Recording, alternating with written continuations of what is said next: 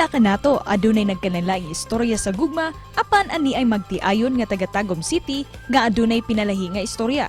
Mao kini sila Princess ug si Rolly Picaza. Kinsa nag-viral sa social media human ilang mapost ang sinugdanan sa ilang love story.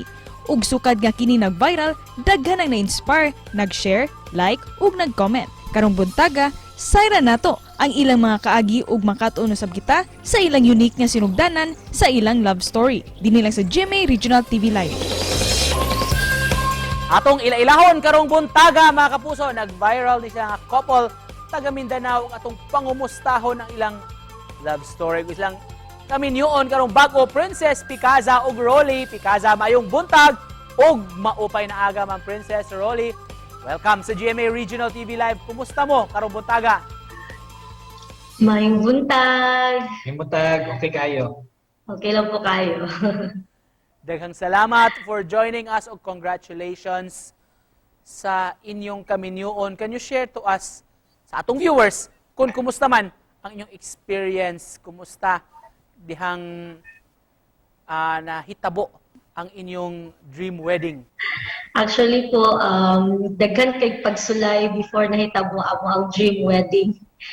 Before that, daghan trials kay, especially before mi kasal, nag-defense ako 2 days before the kasal.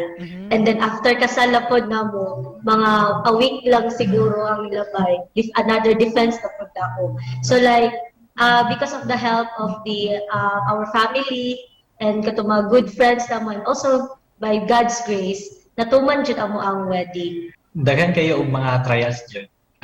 First of all, sa amuang kuhan, sa mong religion, kay dili mi kuhan ba same religion.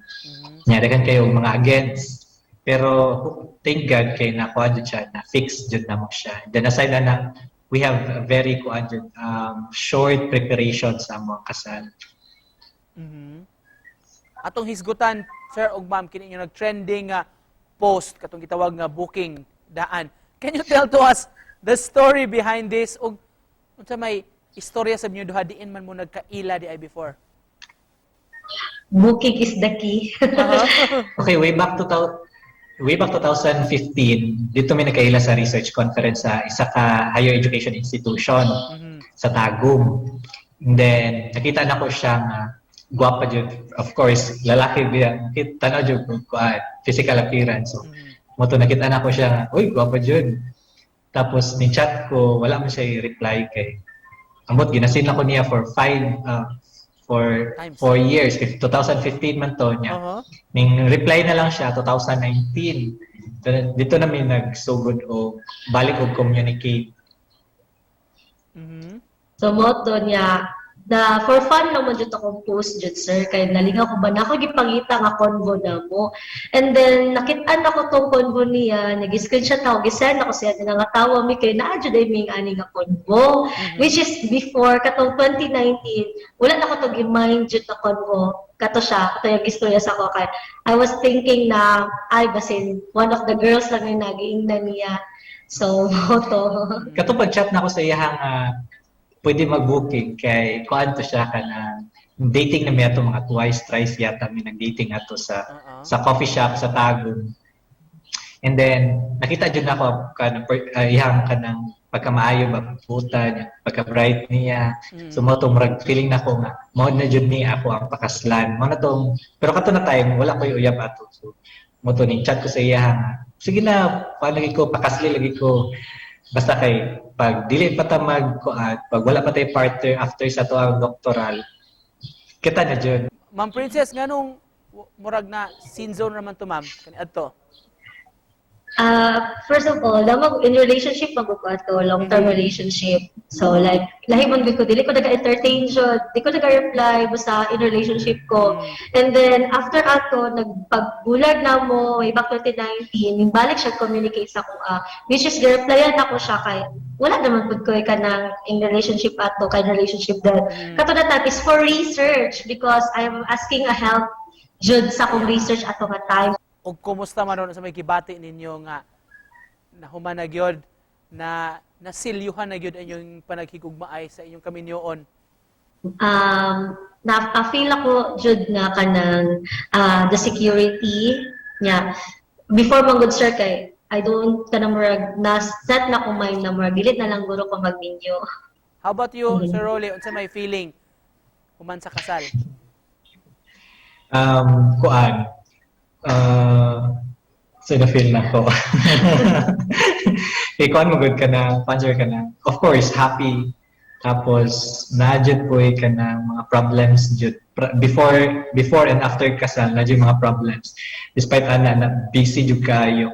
Murag wala jud na mo na-enjoy ang mga honeymoon. We weren't there sa inyong wedding, pero pwede ba may maminaw o bisag gamay lang nga parte sa mensahe ninyo o panaad sa usag-usa? Panaad sa matag usab.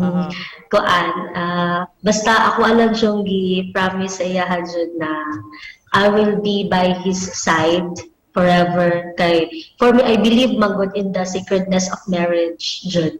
So kay gipili man namong isa't isa, gipili man ako siya na makauban. So kami ang kakampi through ups and downs. Kung ang panaad sa iya nga